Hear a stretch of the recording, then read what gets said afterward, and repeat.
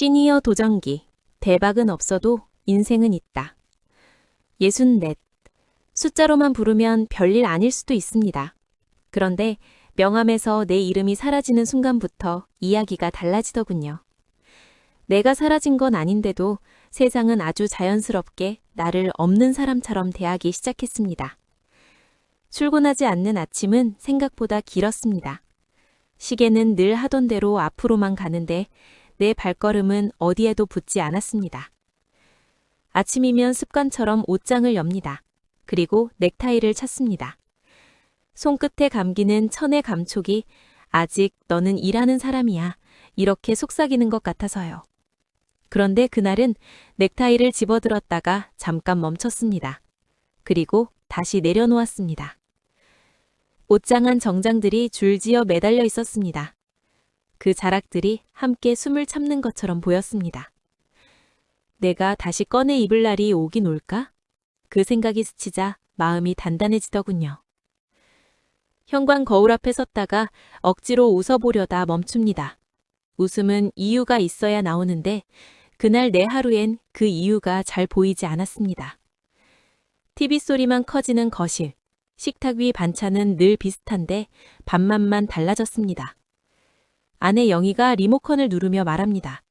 밥은 먹어야 하지 않겠느냐고, 아침부터 또 산만 갈 거냐고요. 나는 산이 조용하다고 대답했고 영희는 조용한 게 다 좋은 건 아니라고 받아쳤습니다. 그 말이 이상하게 오래 남았습니다.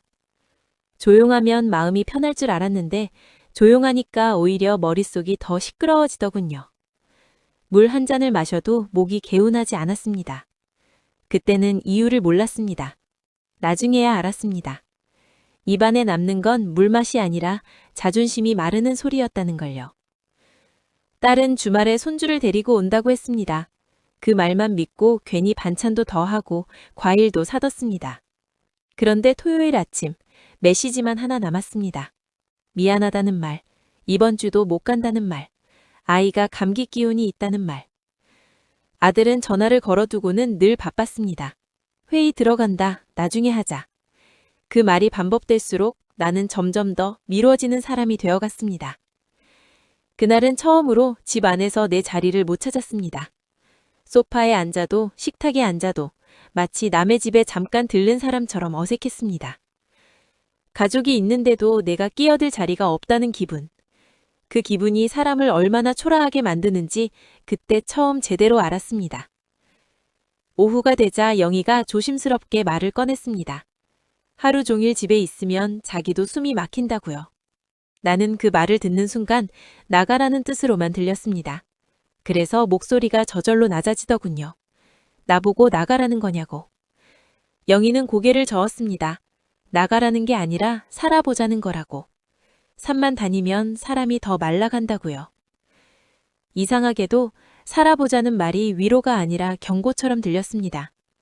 내가 지금까지 살아온 방식이 통하지 않는다는 말 같아서요. 내가 누군데? 그 말이 목구멍까지 올라왔다가 결국 튀어나왔습니다. 복도에서 서류 들고 뛰던 사람이었다고. 그렇게라도 내 자리를 증명하고 싶었던 겁니다. 그때 영희가 젓가락을 내려놓았습니다. 그리고 아주 차갑게 말했습니다. 그 누군데가 지금은 아무도 관심 없다고. 당신만 그걸 붙잡고 있다고요. 사실이었습니다. 그런데 사실은 늘 아프게 찌릅니다. 그날 밤 컴퓨터를 켰습니다. 메일함에는 퇴직 축하 메일이 마지막 인사처럼 박혀 있었습니다. 수고 많으셨습니다. 그 문장을 몇 번이고 읽었습니다. 수고는 끝났는데 삶은 남아 있었습니다. 아니, 남아있는 정도가 아니라 오히려 더 무겁게 이제부터를 요구하고 있었습니다. 무심코 동네 커뮤니티 게시판을 눌렀습니다. 별 기대 없이 스크롤을 내리다가 한 줄이 눈에 걸렸습니다. 동네 복권방 아르바이트 구함, 주 5일, 초보 가능, 단말기 교육. 복권방, 대박을 파는 곳, 사람들이 마지막 희망을 들고 오는 곳. 그 단어가 가슴을 톡 건드리더니 금세 깊게 찔렀습니다. 그때 영희가 뒤에서 조용히 묻습니다. 뭘 보고 있느냐고요. 나는 모니터를 닫으려다 멈췄습니다. 아무것도 아니라고 말할 뻔했지만 영희는 이미 봤습니다. 그리고 조심스럽게 하지만 분명하게 말했습니다. 해볼래요, 그거. 그 순간 내 마음이 갈라졌습니다. 내가 거길 왜 가느냐는 생각과 그래도 한 번만 나가보고 싶다는 생각이 서로를 잡아당기더군요. 영희가 말합니다. 용돈도 벌고 사람도 보고 무엇보다 당신이 다시 하루에 들어오잖아요. 그 말이 단순한 제안이 아니라 나를 현실로 끌어당기는 손처럼 느껴졌습니다. 여기서 잠깐 이런 생각이 드실 수도 있습니다. 복권방 알바가 뭐 대수냐고요. 그런데 어떤 사람에게는 그 문 하나를 여는 일이 다시 살아나는 일이 되기도 합니다. 바로 그 문 앞에 내가 서 있었습니다. 연락처를 적어 내려가는데 손이 떨렸습니다. 두려움이기도 했고 오랜만에 느끼는 살아있음이기도 했습니다. 이상하게 그 떨림이 싫지 않았습니다. 사람이 진짜 겁나면 그게 오히려 살아있다는 증거로 나오기도 하더군요. 그날 밤 나는 조용히 적었습니다. 다시 시작한다. 대박이 아니라 하루부터. 다음 날 나는 복권방 앞에서 한참을 서성였습니다. 간판에는 행운 복권이라고 크게 적혀 있고 문에는 밝은 스티커가 덕지덕지 붙어 있었습니다. 그 밝음이 부담스러웠습니다. 내 안은 아직 어두웠으니까요. 문을 열자 종이 딸랑 울렸습니다. 그 소리가 유난히 크게 들렸습니다. 마치 이제 들어왔으니 돌아가기 어렵다. 그렇게 말하는 것 같았습니다. 안쪽에서 쨍한 목소리가 튀어나왔습니다. 어서 오세요. 그러더니 곧 이어서 말하더군요. 어머, 손님은 아닌데? 표정이 면접 보러 오셨어요? 사장 김미숙, 55. 눈빛도 말도 빠른 사람입니다. 동네에서 오래 버틴 사람 특유의 단단함이 얼굴에 딱 붙어 있었습니다. 나는 목을 가다듬고 공고를 봤다고 말했습니다. 성함이 뭐냐고 묻길래 강만석이라고 답했더니 이름이 단단해 보인다고 했습니다. 칭찬이었는데도 어색했습니다. 오랜만에 누가 내 이름을 좋다고 말해준 순간인데도 나는 반응을 어떻게 해야 할지 모르겠더군요. 미숙은 단말기 쪽을 툭 가리켰습니다. 솔직히 말해보라고. 기계 좀 다룰 줄 아느냐고요. 나는 그 정도는 하고 말끝을 흐렸습니다. 그 정도가 뭔지 나도 확신이 없었으니까요. 미숙은 웃으며 말했습니다. 여기 손님들은 기계보다 사람이 더 어렵다고. 사람 상대할 자신 있냐고요. 그 질문에 회사 회의실이 떠올랐습니다. 말로 사람을 누르던 시간들. 그땐 내가 말을 하면 분위기가 바뀌었습니다. 그런데 지금은 복권방 형광등 아래에서 내 말이 공중에서 힘을 잃는 느낌이 들었습니다. 그래도 해보겠다고 말했습니다. 미숙은 손뼉을 치며 내일부터 나오라고 했습니다. 다만 약속 하나 하자고 했습니다. 손님 앞에서 내가 누군데 같은 말은 절대 하지 말라고요. 여긴 다들 그냥 사람이고 다들 급하다고요. 그 말이 내 속을 건드렸습니다. 회사에서 내가 누군지로 버텼던 시간이 여기서는 아무 힘이 없다는 뜻이니까요. 그래도 고개를 끄덕였습니다. 이제는 그걸 배우러 온 거라고. 말하고 싶었지만 사실은 다른 길이 없었던 것도 맞습니다. 집으로 돌아오는 길 영희가 묻습니다. 어땠냐고요? 합격이야. 그렇게 말하자 영희가 잠깐 멈췄다가 작게 웃었습니다. 표정이 조금 살아났다고요. 그 말에 괜히 마음이 움찔했습니다. 살아났다는 말은 그 전에는 죽어 있었다는 뜻처럼 들렸거든요. 그래서 나는 툭 쏘아붙였습니다. 그런 소리 하지 말라고요. 영희는 웃으며 대꾸했습니다. 좋은 거라서 그렇다고요. 그날 밤 거울 앞에서 인사를 연습했습니다. 어서 오세요. 당첨 확인 도와드릴게요. 입이 잘 떨어지지 않았습니다. 회사에서는 수백 명 앞에서 발표도 하던 사람이 복권방 인사 한마디가 왜 이렇게 어렵던지요. 잠들기 전 핸드폰이 울렸습니다. 아들의 메시지였습니다. 아버지, 무슨 알바요? 그 나이에 왜? 답장을 쓰다가 지웠습니다. 설명하면 더 초라해질 것 같고 설명하지 않으면 오해가 남을 것 같았습니다. 그래서 아주 짧게 보냈습니다. 그냥 해본다. 어둠 속에서 그 문장이 또렷하게 떠올랐습니다. 대단한 결심이 아니라서 오히려 더 무섭고 더 진짜였습니다. 여기서 한 번 더 붙잡고 가겠습니다. 지금 이 순간이 사실 가장 중요합니다. 사람은 큰 결심보다 작은 행동에서 운명이 갈립니다. 그 작은 행동이 내 발을 복권방으로 밀어 넣었습니다. 첫 출근날 문을 열자마자 줄이 보였습니다. 아침부터 이렇게 사람이 많을 줄은 몰랐습니다. 미숙이 옆에서 낮게 말했습니다. 아침엔 당첨 확인하러 몰린다고. 멘탈 단단히 잡으라고요. 나는 단말기 앞에 섰습니다. 그 순간 손끝이 얼어붙는 느낌이 들었습니다. 기계가 무서운 게 아니었습니다. 뒤에서 기다리는 사람들의 눈빛이 무서웠습니다. 사람은 기다림이 길어지면 이유 없이 날카로워집니다. 첫 손님이 복권을 탁 내밀었습니다. 지난번 그 번호 내 말대로 했어야 했는데 한 개도 안 맞잖아. 그 화는 사실 나를 향한 게 아니었습니다. 확률을 향한 분노가 사람에게 튀어나온 것뿐이었죠. 그걸 알아도 마음이 편하진 않았습니다. 확인해 드릴게요. 그렇게 말하며 단말기에 복권을 넣었습니다. 그런데 삑! 화면이 멈췄습니다. 손끝이 바보처럼 굳었습니다. 뒤에서 젊은 남자가 짜증을 내뱉었습니다. 뭐예요 지금 줄이 이렇게 서 있는데. 그 순간 회사 때의 내가 떠올랐습니다. 불손한 말투를 바로잡던 내 목소리. 하지만 그 목소리를 삼켰습니다. 여긴 회의실이 아니라 복권방이니까요. 잠시만요. 그렇게 말했지만 그 말엔 힘이 없었습니다. 미숙이 빠르게 끼어들었습니다. 죄송해요 손님, 새로 오신 분이라 제가 할게요. 나는 옆으로 밀렸습니다.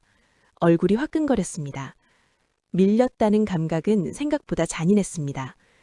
한때는 내가 사람을 움직이던 자리였는데 지금은 사람들 사이에서 내가 움직여야 했으니까요.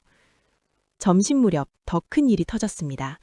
판매 취소를 잘못 눌렀고 이미 결제된 금액이 꼬였습니다.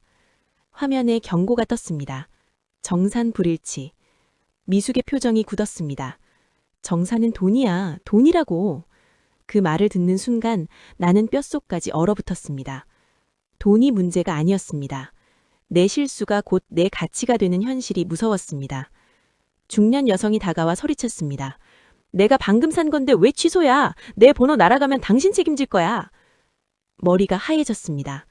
손님들의 시선이 한꺼번에 꽂혔습니다. 그 시선은 단말기 화면보다 훨씬 더 뜨거웠습니다. 미숙이 낮게 말했습니다. 규정상 실수한 사람이 물어내야 한다고요. 숨이 턱 막혔습니다. 내 돈으로 내 실수를 사야 한다는 것. 그게 맞는지 틀린지 따질 겨를도 없었습니다. 그저 내 손에서 무언가가 떨어져 나가는 느낌만 남았습니다. 퇴근길에 지갑을 꺼내려다 다시 넣었습니다. 돈보다 더 아픈 게 있었습니다. 자존심이었습니다. 내가 쌓아온 시간이 버튼 하나 앞에서 무너지는 느낌, 그 느낌이 계속 나를 찔렀습니다.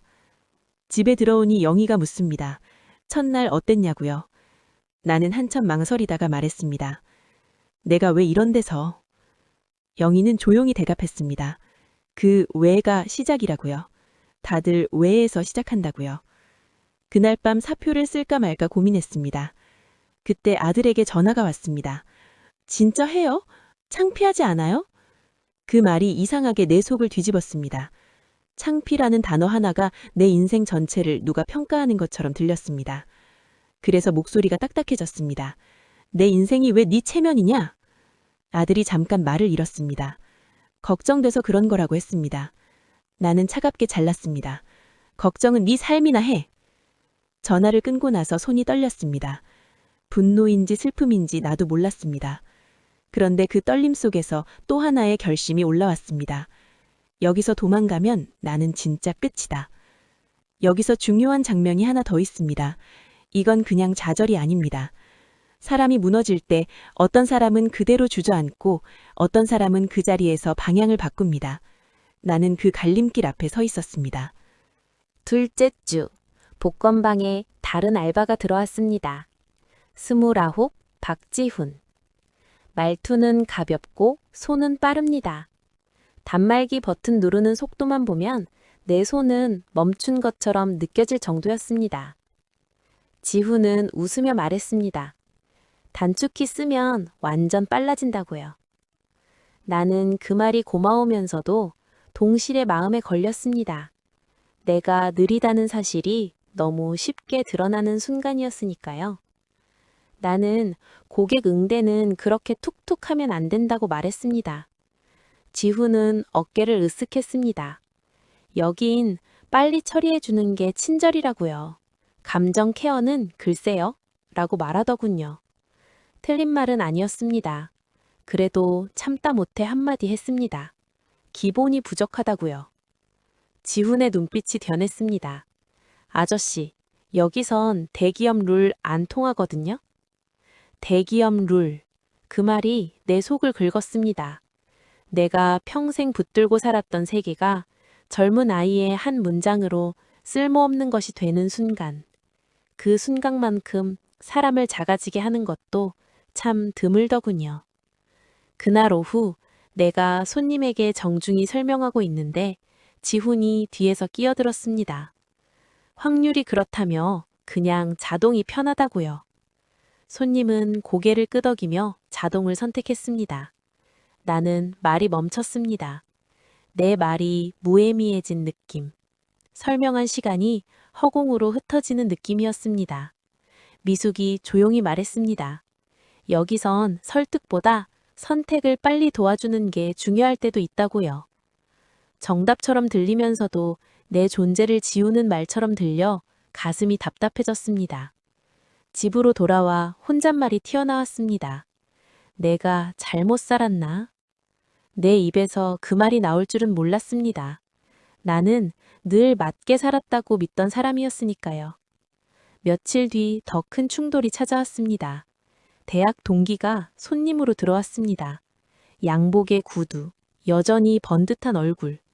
그 친구가 나를 보더니 눈이 커졌습니다. 강만석 맞냐고요. 나는 얼어붙었습니다. 반갑다고 말했지만 목이 굳었습니다. 동기는 웃으며 말했습니다. 여기서 뭐 하냐고, 설마 진짜 알바냐고요. 그 웃음이 사람을 찌르는 웃음이라는 걸 나는 너무 늦게 알아챘습니다. 가게 안 손님들이 슬쩍 쳐다봤습니다. 그 시선이 내 목덜미를 타고 내려왔습니다. 동기는 분위기를 모르고 더 말했습니다. 너 그때 그렇게 잘 나갔잖아.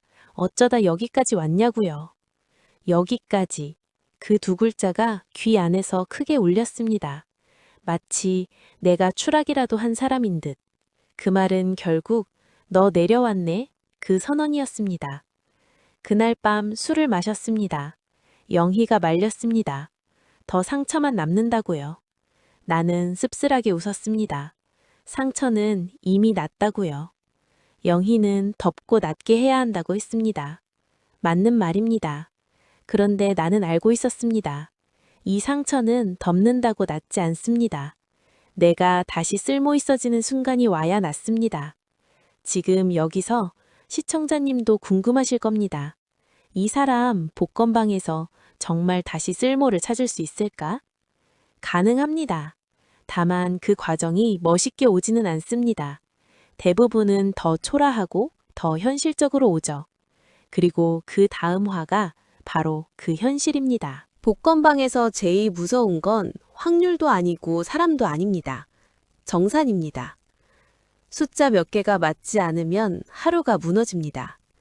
그 무너짐이 돈으로 나타나면 마음도 같이 무너집니다. 그날은 유난히 손님이 많았습니다. 나는 정신없이 버튼을 눌렀습니다. 머릿속은 빨리만 반복되고 손끝은 그 반복을 따라가지 못했습니다. 당첨금 지급 처리 중 잘못된 메뉴로 들어가 취소를 눌렀고 다시 처리하는 과정에서 금액이 꼬였습니다. 정산표에 빨간 줄이 떴습니다. 금액 불일치 5만 원. 미숙의 얼굴이 하얘졌습니다. 이거 진짜냐고요. 나는 변명부터 나오려다 입을 다물었습니다. 변명은 상황을 해결하지 못하고 사람만 더 초라하게 만들 때가 있으니까요. 나는 물겠다고 말했습니다. 미숙은 한숨을 쉬며 말했습니다. 돈이 문제가 아니라 내가 무너질까봐 걱정된다고요. 그 말이 더 아팠습니다. 돈보다 자존심이 먼저 무너지고 있었으니까요. 그날 밤 봉투에 5만 원을 넣었습니다. 봉투가 묘하게 무거웠습니다. 지폐 5장의 무게가 아니라 내 자존심이 꺾이는 무게였습니다. 그때 지훈이 그 모습을 보고 툭 말했습니다. 너무 자책하지 말라고요. 자기도 처음에 몇 번 물었다고요. 나는 멈칫했습니다. 너도 그랬냐고 묻자 지훈이 웃었습니다. 여기 다 그렇다고요. 대신 다들 빨리 배운다고요. 나는 처음으로 지훈을 다시 봤습니다. 가벼운 줄만 알았던 젊은이가 생각보다 현실을 아는 얼굴이었습니다. 그리고 얄미울 정도로 그 현실을 빨리 배우는 사람이었습니다. 퇴근 후 나는 휴대폰으로 단말기 사용법 영상을 찾아봤습니다. 손가락으로 화면을 넘기며 혼잣말이 나왔습니다. 이 나이에 내가 공부를 하네. 다음 날 나는 미숙에게 말했습니다. 단말기 다시 처음부터 가르쳐 달라고요. 미숙이 웃었습니다. 그 말이 나올 때 반은 온 거라고요. 자존심보다 배움이 앞서기 시작한 거라고요. 그날 나는 작은 승리를 얻었습니다. 버튼에 실수 없이 눌렀고 정산표에 빨간 줄이 뜨지 않았습니다. 아주 작지만 내게는 큰 변화였습니다. 그런데 집에 돌아오니 아들의 메시지가 와 있었습니다. 엄마 힘들게 하지 말고 그냥 쉬어. 나는 그 문장을 오래 바라봤습니다. 쉬라는 말이 포기하라는 말처럼 들렸습니다. 나는 답장을 보내지 않았습니다. 대신 마음속으로 정리했습니다. 나는 쉬는 법을 몰라서 여기까지 왔다. 이제는 버티는 법을 배워야 한다. 여기서 시청 이탈 방지로 한마디만 더 붙이고 가겠습니다. 이 다음부터가 진짜입니다. 사람이 변하는 건 깨달았을 때가 아니라 다음 날도 같은 자리로 나갔을 때 시작됩니다. 나는 그 다음 날도 복권방 문을 열었습니다. 비가 오던 날이었습니다. 복권방 문이 열리자 젊은 남자가 들어왔습니다. 눈밑이 퀭했고 손이 떨렸습니다.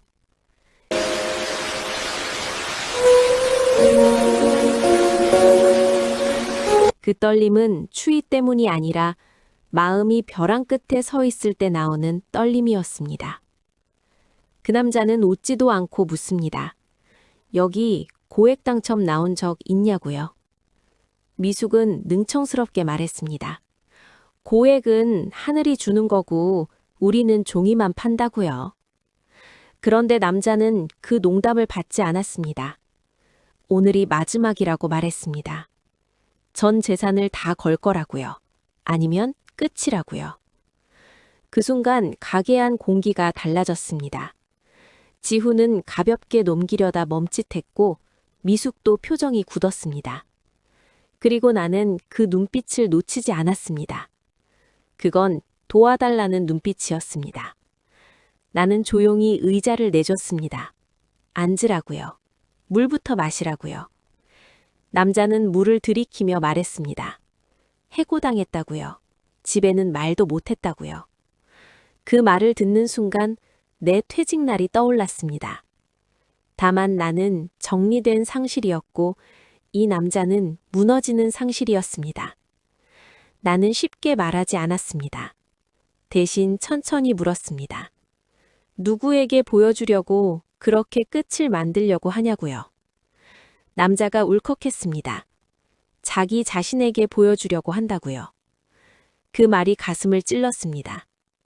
사람은 가장 무서운 심판을 남이 아니라 자기 자신에게서 받습니다. 나는 조용히 말했습니다. 확률은 당신 편이 아니라고요. 그런데 당신은 당신 편이어야 한다고요.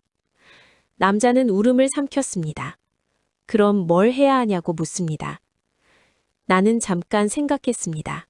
그리고 아주 현실적인 제안을 했습니다. 오늘은 한 장만 사라고요. 그리고 집에 가서 말하라고요. 무너진 것도 삶이고 숨긴 것도 삶이라고요.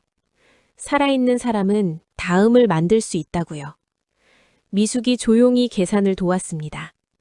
남자는 떨리는 손으로 한 장만 샀습니다. 나가며 작게 인사했습니다. 감사하다고요. 문이 닫히자 지훈이 나를 봤습니다. 방금 그 말 되게 말끝을 흐리더군요. 나는 씁쓸하게 웃었습니다. 나도 내한테 하고 싶은 말이었다고요. 그날 밤 미숙이 말했습니다. 오늘 같은 날이 연륜이라고요. 단말기는 젊은 애들이 더 빨라도 사람 마음은 내가 더 빠르다고요. 나는 그날 복권방에서 처음으로 쓸모를 느꼈습니다. 큰 성공은 아니었습니다. 다만 누군가의 하루가 끝으로 넘어가지 않게 문턱에서 붙잡아준 느낌. 그게 내겐 대박처럼 느껴졌습니다. 집에 와서 영희에게 말했습니다. 오늘 손님 한 명이 울더라고요. 영희는 조용히 묻습니다. 당신은 어땠냐고요? 나는 잠깐 머뭇거리다 말했습니다. 나도 조금 울 뻔했다고요. 여기서 한 가지 확실히 말씀드리겠습니다. 시니어의 무기는 돈도 속도도 아닙니다. 사람을 이해해본 시간, 바로 그 시간입니다. 단말기 실수는 눈에 띄게 줄었습니다. 나는 메모를 만들어 단말기 옆에 붙여뒀습니다. 당첨 확인, 지급, 정산 확인, 취소 금지. 지훈이 그걸 보고 웃었습니다. 공부벌레 같다고요. 나는 툭 말했습니다.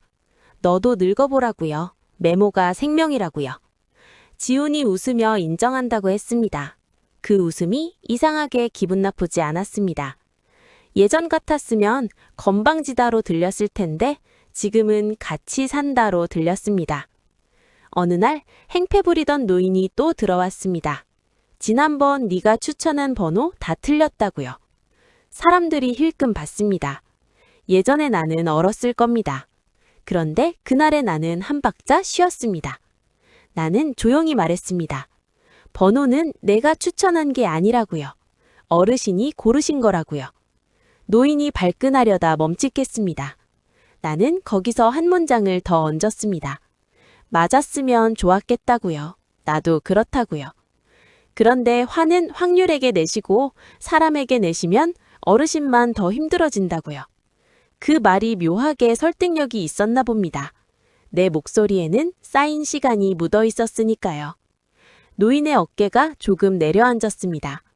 미숙이 뒤에서 작게 박수를 쳤습니다. 오늘 한 건 했다고요. 지훈도 말했습니다. 방금 멋있었다고요. 나는 괜히 무뚝뚝하게 넘겼습니다. 멋은 무슨 멋이냐고요. 그런데 입꼬리자 아주 조금 올라갔습니다. 내 얼굴에서 그런 표정을 보는 게 오랜만이었습니다. 그날 저녁 딸에게 연락이 왔습니다. 요즘 뭐 하냐고요. 예전 같았으면 바쁘다고만 했을 겁니다. 그런데 그날은 솔직히 말했습니다. 일한다고요. 딸이 놀라더니 웃었습니다. 멋지다고요. 우리 애도 나중에 할아버지처럼 성실했으면 좋겠다고요. 나는 핸드폰을 내려놓고 한참 멍했습니다. 그 한마디가 오래된 얼음을 녹였습니다. 돈 때문이 아니라 내가 다시 가족 안으로 들어오는 느낌이 들었기 때문입니다. 영희가 묻습니다. 딸이 뭘 했냐고요. 나는 낮게 말했습니다. 멋지대요. 영희가 웃었습니다. 그럼 됐다고요. 여기서 중요한 포인트가 하나 있습니다. 가족은 돈으로 돌아오는 게 아닙니다. 이야기로 돌아옵니다. 나는 복권방에서 다시 내 이야기를 만들고 있었습니다. 아들이 집에 왔습니다. 정확히 말하면 오랜만에 온 김에 들른 표정이었습니다. 그래도 예전과 다른 점이 있었습니다. 눈빛에 망설임이 있었고 그 망설임은 미안함과 비슷했습니다. 아들은 묻습니다. 아직도 그 일을 하냐고요. 나는 짧게 대답했습니다. 그래. 힘들지 않냐고 묻길래 나는 잠깐 생각했습니다. 힘들다고요. 그런데 아무것도 안 하는 것보다 낫다고요. 아들은 말끝을 흐리더니 그때 창피하다고 했던 말 미안하다고 했습니다. 나는 바로 용서하지 않았습니다. 대신 조용히 물었습니다. 너는 왜 창피했냐고요. 아들은 한참 있다가 말했습니다. 아버지가 약해 보일까봐 그랬다고요. 나는 피직 웃었습니다. 약해 보이는 게 아니라 약해진 거라고요. 그런데 약해졌다고 끝은 아니더라고요. 그 말에 아들의 눈이 흔들렸습니다. 그리고 아들이 처음으로 자기 이야기를 꺼냈습니다. 자기도 요즘 회사에서 버티기 힘들다고요. 나는 고개를 끄덕였습니다. 그래, 너도 곧 알 거라고요. 명함은 종이지만 사람은 종이가 아니라고요. 그날 아들의 어깨가 조금 내려갔습니다. 누군가에게 기대는 표정이었습니다. 낯설지만 싫지 않았습니다. 오히려 그 표정을 내가 기다렸던 것 같기도 했습니다. 며칠 뒤 복권방에 문제가 생겼습니다. 단말기 네트워크가 갑자기 끊겼습니다. 손님들이 몰려 소란이 났습니다. 지우는 당황했고 미숙도 통신사에 전화하며 정신이 없었습니다. 사람들은 내가 급한데 왜 안 돼? 그런 얼굴입니다. 그 얼굴은 사실 분노가 아니라 불안입니다. 불안은 소리로 터지고 소리는 금세 싸움이 됩니다. 나는 가만히 상황을 봤습니다. 그리고 말했습니다. 사장님, 저 줄을 업무로 보지 말고 불안으로 보셔야 한다고요. 미숙이 짜증 섞인 눈빛을 보냈습니다. 지금 그게 무슨 말이냐고요. 나는 차분히 설명했습니다. 밖에서 번호표를 뽑게 하고 예상 대기 시간을 알려드리고 당첨 확인이 급한 분과 구매만 하려는 분을 분리하면 소란이 준다고요. 미숙이 멈칫했습니다. 그게 되냐고요. 나는 단호하게 말했습니다. 됩니다. 회사에서 이런 위기 대응은 수도 없이 했다고요. 나는 밖으로 나가 큰 소리로 말했습니다. 죄송합니다. 전산 장애로 10분 정도 지연됩니다. 급하신 분은 당첨 확인 먼저, 구매는 뒤에 순서대로 도와드리겠습니다. 사람들이 웅성거리다가 줄이 정리됐습니다. 불안이 순서로 바뀌는 순간이었습니다. 순서는 사람을 진정시킵니다. 내가 평생 배운 것 중 몇 안 되는 확실한 진리였습니다. 장애가 복구된 뒤 지훈이 속삭였습니다. 와, 아저씨 진짜. 미숙도 전화기를 내려놓고 나를 봤습니다. 그 눈빛에는 인정이 있었습니다. 미숙이 말했습니다. 오늘 가게 살렸다고요. 나는 담담하게 대답했습니다. 가게가 아니라 사람들 마음을 조금 살린 거라고요. 집에 돌아와 영희에게 말했습니다. 나 오늘 잘했어. 영희가 웃었습니다. 그 말 듣고 싶었다고요. 진작 좀 하지 그랬냐고요. 나는 그제야 알았습니다. 내 자리는 회사에만 있는 게 아니었습니다. 사람이 있는 곳이면 나는 어디서든 다시 자리를 만들 수 있었습니다. 여기서 끝이 아닙니다. 이제부터는 성공이 아니라 선택입니다. 계속 버틸 것인가?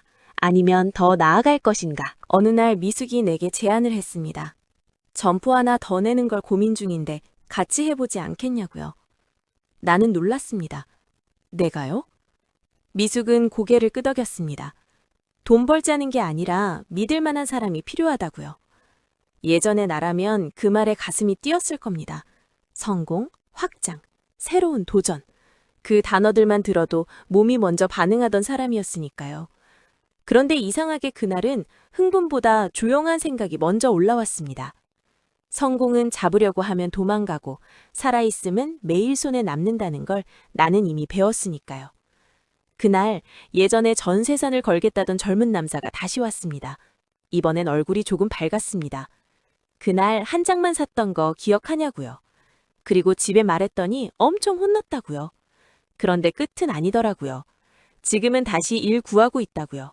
나는 고개를 끄덕였습니다. 그게 진짜 대박이라고요. 인생이 안 끝난 것.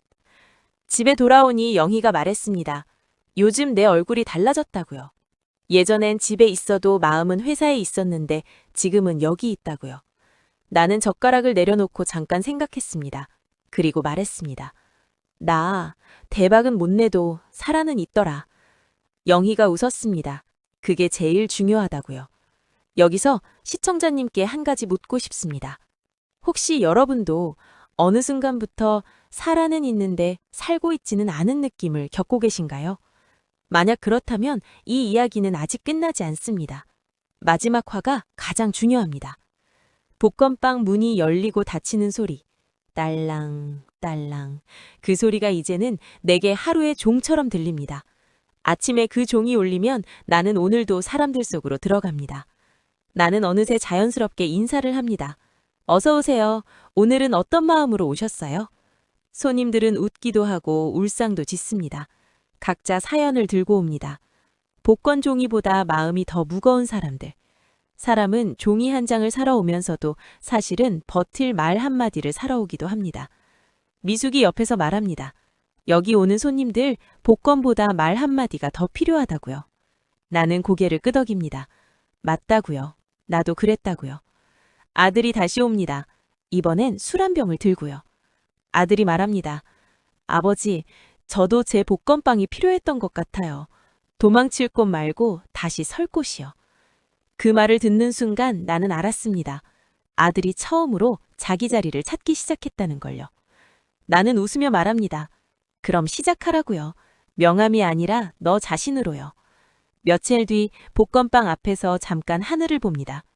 예전엔 산에서만 보던 하늘인데 이제는 동네에서도 하늘이 보입니다. 하늘이 특별히 달라진 건 아닙니다. 다만 내가 다시 올려다볼 힘이 생긴 겁니다. 문을 열기 전 혼잣말이 나옵니다. 나는 끝난 사람이 아니었다. 그리고 문을 엽니다. 딸랑, 종이 울립니다. 그 소리에 맞춰 내 인생도 다시 울립니다. 아주 크진 않아도 분명히 살아있는 소리로요. 마지막으로 나는 마음속으로 누군가에게 말합니다. 지금 이 이야기를 듣는 비슷한 나이의 누군가에게요. 당신도 늦지 않았습니다. 대박은 없어도 인생은 아직 있습니다.